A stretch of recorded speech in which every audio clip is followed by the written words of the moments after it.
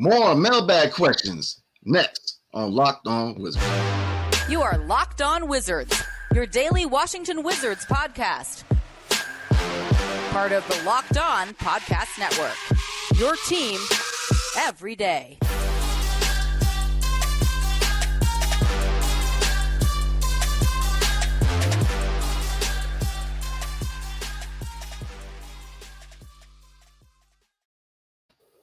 What's good, everybody? It's your boy Brandon Scott again with my guy, the real Ed Oliver. Thanks for making Locked On Wizards your first listen every day. We are free and available wherever you get podcasts. So we are doing more mailbag questions. So question number 1. This comes from Webb on YouTube. Webb says, Johnny Davis, current NBA comparison and floor ceiling. What do you think, Ed? That's a good question. I know a lot of draft networks, I'll start off with comparison. So a lot of draft networks, or draft scouting reports or websites, they would say Josh Hart. I can certainly see that. Just a 3-and-D guy who plays hard, plays with his hair on fire, well coached, played really well in college at Villanova. Josh Hart is 6'3", if I'm not mistaken. Johnny's about 6'5". They both play hard on defense. I'm not sure. I know Josh Hart is from the DMV area. I'm not sure if he played football or not, but Josh Hart, he kind of looks like a football player too. And Johnny Davis played quarterback in high school, so they kind of got that like Jalen Suggs. I can see a comparison to Jalen Suggs, even though Jalen Suggs only played in 1 year. But I would compare Johnny to Jalen. Jalen Suggs has that football background too. They're kind of like that bulldog, kind of scrappy 2-guard. I can also see. I just saw an article as well saying Kentavious Caldwell-Pope, and I can see that too. But Johnny really has to improve on 3-point shooting, so I can see that too. I was thinking in my head, Danny Green, who is on the I want to say he's on the Grizzlies now, but he was on the Sixers, played for the Lakers. 3-and-D guy, picked up full court. I want to say Danny Green made an all-defensive team. And I think Johnny, man, I think he can be really good defensively. I think he has really good defensive potential. I know everybody's down on him right now because he's really struggling on the offensive side of the ball, but there's things that he did well defensively. I saw him scrap, get on the floor for a loose ball. I saw him get some deflections against the Warriors. I seen him do that in the Summer League too. I know unfortunately he's 0 for 12 in the first 2 Summer League games, but I thought I saw some potential there defensively. Now, I've seen some people say Marcus Smart too, but I could definitely see KCP. I think he could be a 3-and-D guy. Right now, he just can't get by people. He can't really create separation. And KCP's a 3-and-D guy. He's a 3-and-D guy who's not going to put the ball on the floor much, can handle the ball a little bit, but you don't really want KCP dribbling too much. And I think Johnny would have to change his game, of course, to become a 3-and-D guy like that, because in college, 3-point shooting wasn't his forte. It was more isolation ball and mid-range game and shooting the mid-range shot. So I know it's a loaded answer here, but I think his niche in the NBA is really going to end up being, especially on the Wizards, if he wants to play, then he probably will have to be a 3-and-D guy because I just don't see them calling isolation plays for him at the mid-range like they did in college. I just don't see that at the moment, especially with Bradley Beal out there and Kuz and Rui. I just don't see that. And then at point guard, I don't see him playing point guard right now because, he's still learning the position. He was still learning. He was picking up his dribble out there against the Warriors in the point guard position. He made some, he made some indecisive reads and made the wrong reads, made some turnovers here as a rookie, which is normal. But I just think a fair comparison for him would be KCP. And I think it's going to take him some time to get to that. He's really going to have to improve his 3-point shooting, but I think he can put the ball on the floor a little bit, but he's just not getting by guys. He's not creating separation. So he's not a guy that you're like, oh, yeah, go out there and score a one-on-one, where guys like KCP is coming off screens, knocking down that mid-range shot, knocking down the 3, and just being a pest and be a menace defensively. I think that's where Johnny can really feel it. I think his ceiling right now would be like a KCP or a Josh Hart. I think his floor, which he didn't ask about his floor, I think his floor, unfortunately, would be like a Jerome Robinson or Jared Culver or somebody like that. Totally agree. It's tricky because in my opinion, he still has a high ceiling. I mean, you made some good points. The speed's not there. He's not blazing past people. But the reason I say he has a high ceiling and really a high floor, I'm going to say this, is because he is defensively, he's already above average, in my opinion. So he's already got that instinct defensively. Defense, you can make, I mean, you could be really good defensively, and your playmaking and your scoring can come later. A lot of players in the league that you can say that. You know, you look at Pat Beverly. He wasn't a shooter. He wasn't scoring early on. He was a defensive guy. You know, you look at guys like Bruce Bowen. You know, defense, he's already got that. Defense is not so much it's something that's taught. It's a mentality. He's got that dog mentality. So I think that alone, he's going to be a defensive guy in this league. So, yeah, his ceiling, I definitely agree. KCP. Another name, Thibault, for the 76ers. Defensive guy, 3D guy. His shot, you know, if you look at Thibault, his shot has been slowly developing, and now he's got a really nice 3-point shot. So his shot has developed. But that would be my comparison. It would be Matisse Thibault with the Philadelphia 76ers. So, yeah, definitely. His ceiling, definitely 3D. I like to see him in a 3D row. You know, he's a little undersized, but I think that with his defense, he could eventually guard wings.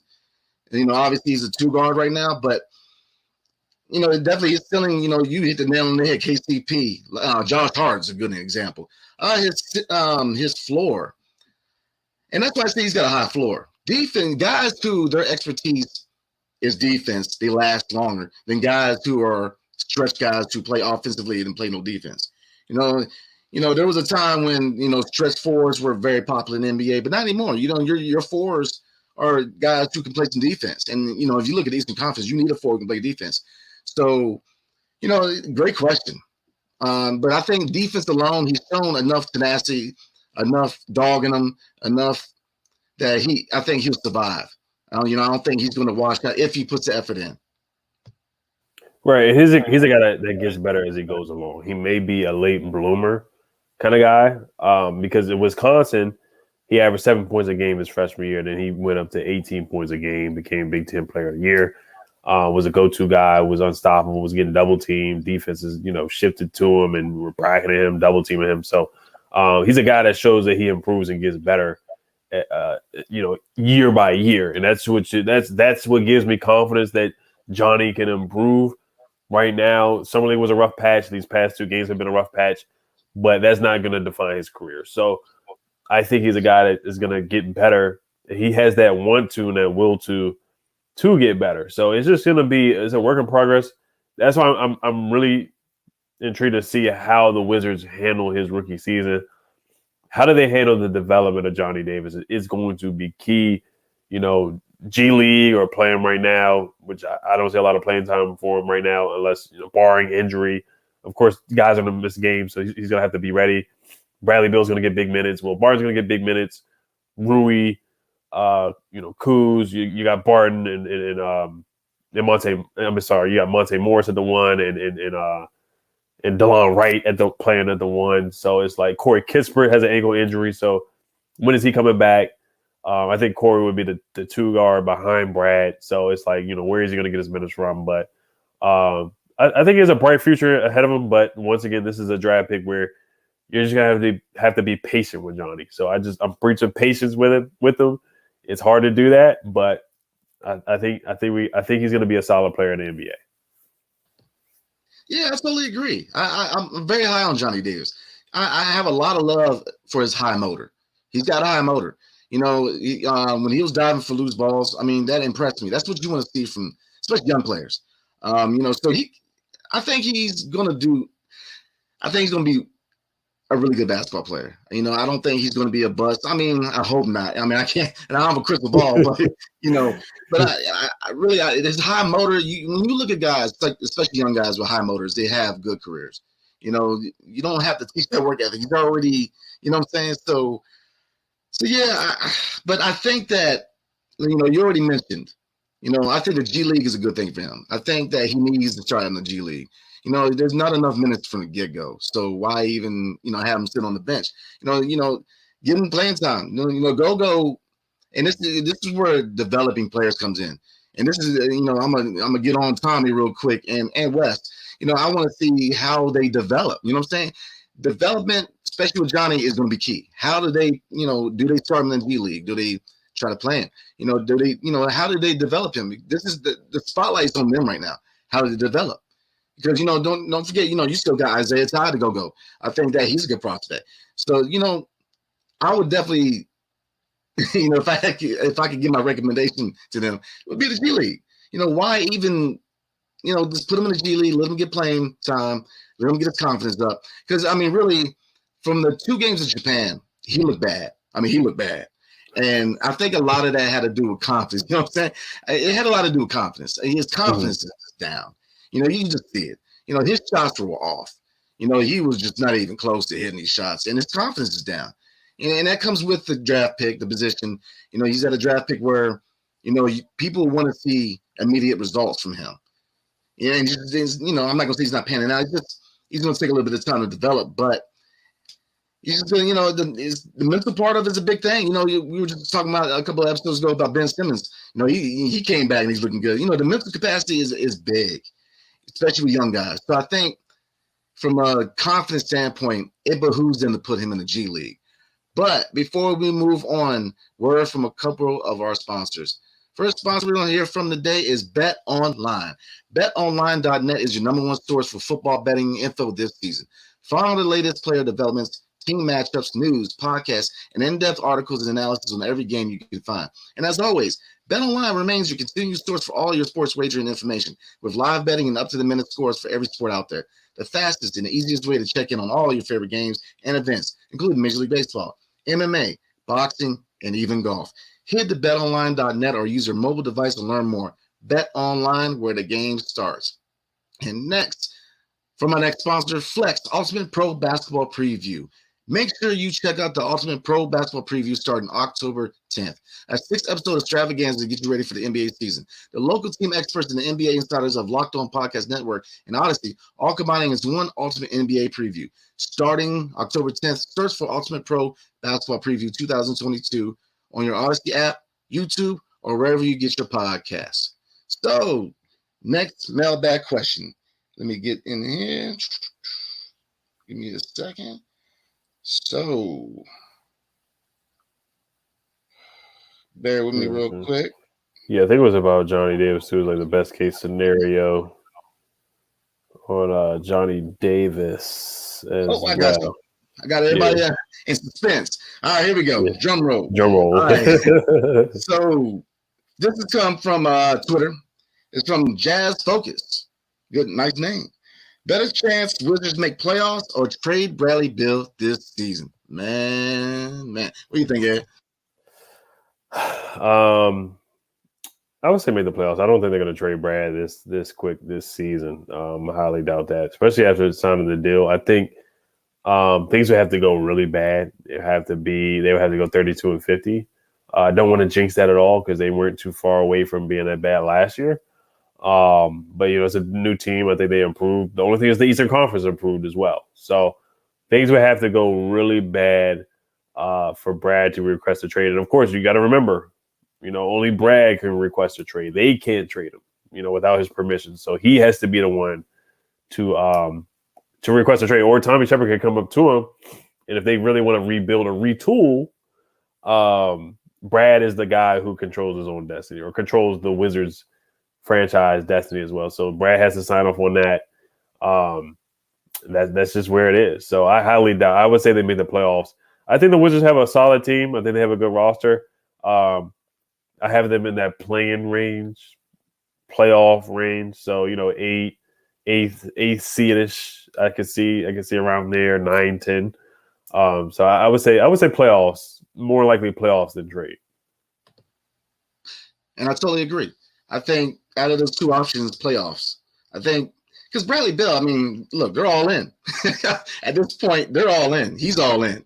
Even from his standpoint, the likelihood, even if the next couple of years we are just a complete terrible team and start selling pieces off, his contract is going to be next to impossible to move because who's going to want to trade for a player, especially, and no disrespect to Brad, I'm a big Brad fan, but trade for a guy who's, really not a top 10 player.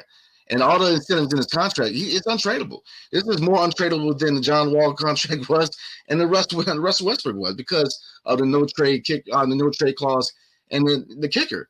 So I don't see us moving him anytime soon, unless it's for another star who's disgruntled down the line. So definitely playoffs. But in my opinion, and what I predict is, I think up to the trade deadline, we are going to be hovering around the 8th, 7th seed. Because I say this all the time. I know people are tired of hearing this from me, but I really believe that they have to do a reconsolidation trade, because you just got so many pieces, and that you can only start so many people. And I think that if this team going to the deadline is around the 8th to the 6th spot, they have to make a move for a veteran guy to really push him over the top. We were hearing reports about, Jay Crowder, and I don't know, the likelihood of Jay Crowder coming in, especially with, there's so many guys that you could start that we already have at the 3 and 4. So definitely playoffs. I think this is a playoff team. The East is no pump. The East is loaded, but there are question marks this season.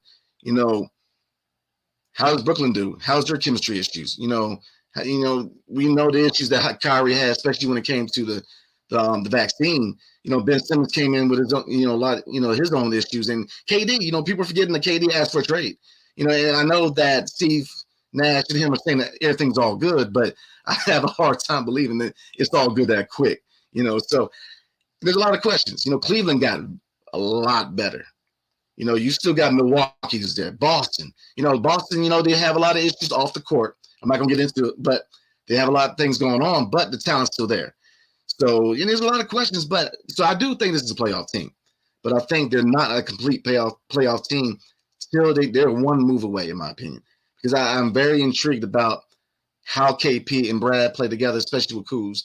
I'm a big fan of Monte Morris and Will Barton coming in. DeLon Wright is a very under the radar signing to me. So definitely playoffs.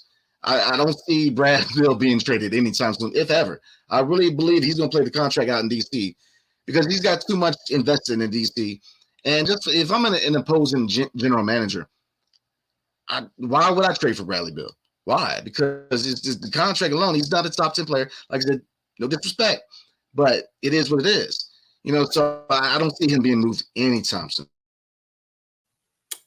Yeah, and then the DC Council that just came over Bradley Bill Day. That's going to be on October 11th. Just commemorating him for all the good things he's done in the city and DC.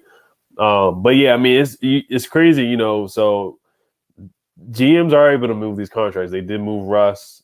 The Wizards moved Russ. He requested a trade, and they moved John Wall's contract. And John Wall, he's on the Clippers now after being bought out. Blake Griffin, his contract was looked at as immovable as well, or tough to move. So it's crazy nowadays how these guys, GMs are making moves, or teams like the Thunder, they'll eat these contracts, or other teams that are rebuilding and tanking, they'll just eat contracts, and then they'll sit guys and they'll buy them out. You saw the same thing with Al Horford happened with OKC. Then he had to sit for a year. He was bought out. Blake Griffin had to sit for a year. He was bought out. John Wall bought out, and then Russell Westbrook. I feel like he's going to be moved eventually again with the Lakers, and he opted in for his contract, which is $47 million a year. So it's just crazy how you see these big contracts are, the GMs are maneuvering, they're finding ways to move these contracts. But yeah, I don't see Brad requesting a trade this year if things go bad. I think, like I said, it had to be really bad. It had to be like 32 and 50 for him to look at. And then even if it does go that bad this year, I think he would wait it out and see if they can make a trade for a disgruntled star. See which disgruntled star, because, they checked in on DeJounte Murray. They swung and they missed. Of course, they were in the Donovan Mitchell rumors. They were in the KD rumors, and I don't know how true that was, but I think Brad is going to wait it out one more year to see how it works with Porzingis, and to see if they can add another star to the roster. SGA from the Oklahoma City Thunder. I would see what happens with that. I think that's their last chance to acquire a star or someone at the all-star level, at an all-star level, via trade. I think Brad wants to see how that happens. Now, I think if year two goes awry or bad, I think that's when they get to talking to.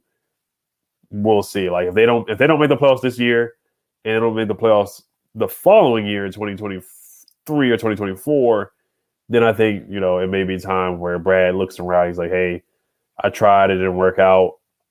I want to move on, and he'll try to pick a team, most likely it would be the Celtics or something like that. But I don't want to get on that negative route. So, but to answer the question, yeah, I think playoffs. It's going to be hard to make the playoffs, but I think the playoffs are more likely than him being traded this year. Yeah, I agree. I definitely have them as a playoff team. I really do because I think that they're really slept on right now. But I mean, when you compare the Bradley Beal Supermax to Walls and Westbrook's, theirs were easier to move because point guards. If you look at point guards in the NBA, it's people are more likely to trade for a point guard because there's certain instincts that, especially veteran point guards, just point guards can get jobs easier. It's like quarterbacks. You see a lot of Asian quarterbacks. They're still getting jobs in the NFL. So, I mean, they're easy to move John Wall because the vision, he's the floor general. And, he's not as fast as he used to be. But the big reason why the Clippers brought him in is because he's a floor general. And he's proven that in D.C. And, I know he didn't play in Houston last season, but he's a floor general. So those skills are always needed. I mean, look, Mike Conley's still in the league. Ricky Rubio is a commodity people trying to trade for. You know what I mean? So point guard, people are going to take a chance on point guards because the point guard is such an important position that it's longevity to it. Shooting guard is tricky. It's like running back in the NFL. Running backs, they're lucky if they make it past their 30s as far as, people wanting them on the team. And shooting guards, he's getting older. He's there. He didn't have the injury to his hand last season. Does he make that step forward and have a better year? Because if Bradley Beal has a bad season next season, man, that's the situation. Because shooting guard, you look at shooting guards, like I mentioned, I use an example, running backs. The shelf life is a lot, smaller than point guards. You don't see a lot of two guards that are starting into their mid-30s at the same level they were when it's not going to happen. And he's getting older. So to me, there's a lot of questions with Brad Beal as far as he needs to take that next step forward next season because, like I said, that Supermax contract that puts a certain status over you. You got to be that guy, and this contract is. I mean, this is going to be a hard one. Yeah. I mean, you look at Russ's and you look at John Wall's. There was a time when people thought they were untradeable, but if you can make the money match, especially with guys that are disgruntled. You had two guys that were disgruntled at the right time. It was a timing move. Talking about the trade between us and Houston, but Brad. What's my incentive as a GM to trade for an agent two guard that if he has another bad year, people are going to start asking questions like, Kenny, is he going to get back to being that guy? And like I said, I ain't trying to be negative, but I try to be a realist too. In that position, and you go from the half moment from the front office is signing to this deal to you're getting yourself into a situation where you're going to hold on to a guy for 3 or 4 years and he's just going to be here. So, definitely playoffs is the option, but there's a lot of questions with this new contract because like I said, there's a lot of confidence that's being put on Brad. They're asking him about personnel moves. He's that guy. So we'll see. But yeah, and there's a scenario. Before you, I'm so sorry to cut you off.